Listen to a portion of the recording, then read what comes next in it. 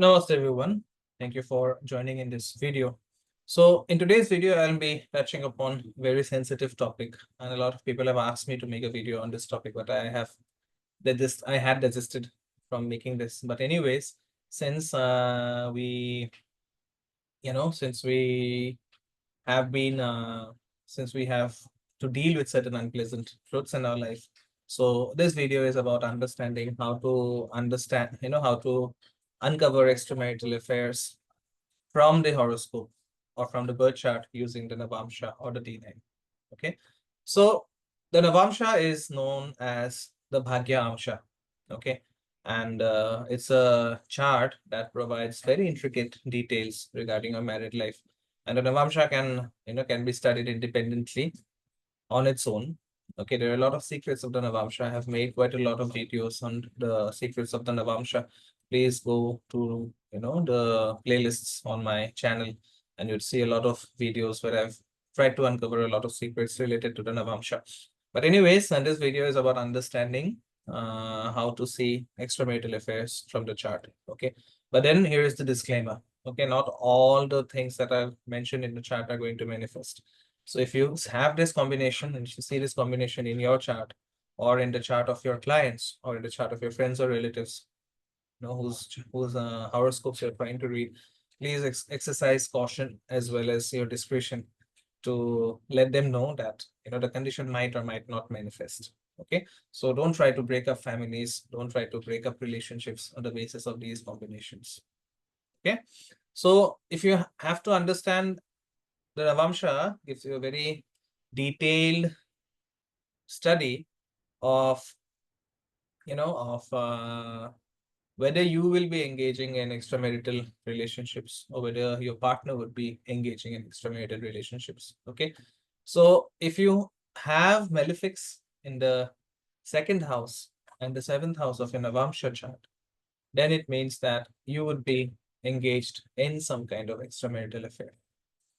Okay, if you have malefics in the 8th or the 12th or both houses of the Navamsha chart, then it means your partner could be indulging in some kind of extramarital relationship. Okay, I'll repeat the combination again. If you have malefics, a single malefic planet or more than one malefic planet in the second or the seventh house of your D9 chart or your Navamsha, it means you would be prone to having extramarital affairs. Similarly, if you have malefic planets in the 8th house or in the 12th house of your Navamsha or both these houses in the Navamsha, then your partner would be prone to having extramarital affairs, or your partner would be prone to looking out of the relationship. Okay. Now, what are the malefics? The first malefic, of course, is the most dreaded of all, which is Saturn. Okay. If you have Saturn, then in the second house or the seventh house or the 8th house or the 12th house, then you or your partner would be lying to cover up your extramarital relationship. Okay, you might have an extramarital relationship, and to cover it up, you might be indulging in a lot of lies. Okay, remember Saturn is the one planet that governs lies.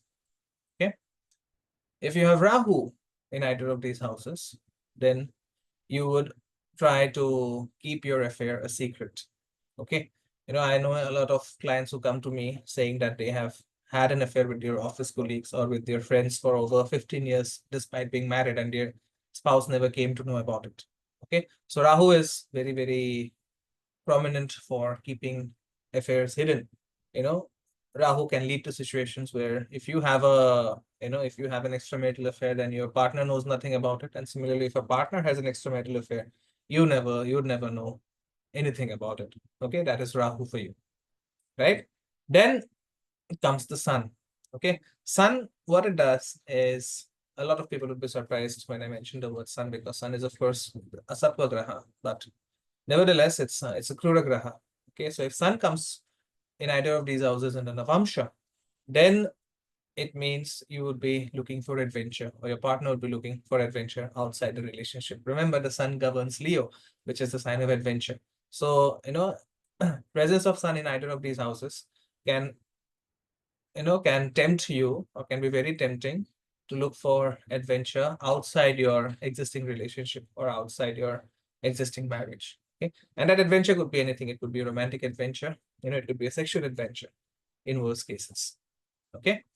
If you have Mars in either of these houses, then it leads to a extramarital relationship or a extramarital affair due to physical compulsions. Okay, so if you cannot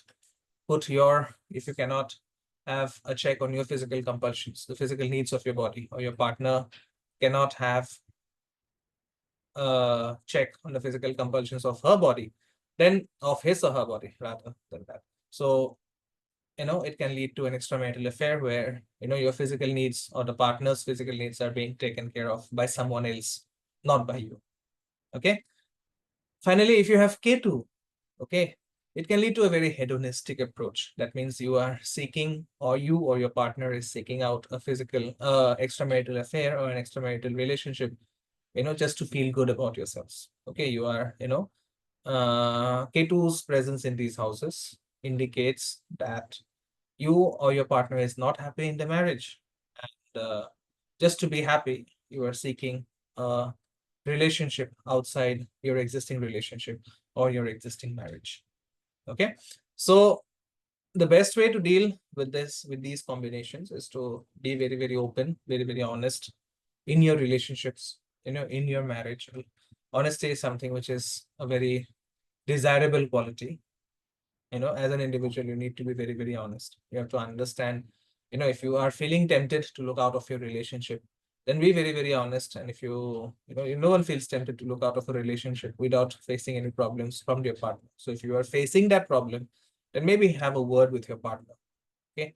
And be open to feedback from your partner, get feedback from your partner regarding how you are doing as a husband or as a wife or as a boyfriend or as a girlfriend, and see if you have shortcomings, and whether your partner is willing to accept you for those shortcomings, or whether you are willing to change yourself to overcome those shortcomings. Okay, so it's a very sensitive video, this. I hope you'll put this information to good use and make your relationships stronger and better. Okay, thank you so much for watching. Please share this video with your friends and family if you think they are going to benefit from this information. And if you have any queries or doubts regarding your chart, please reach out at the number given in the description box. As always, I'll see you soon in yet another video. Please leave behind your feedback in the comment section.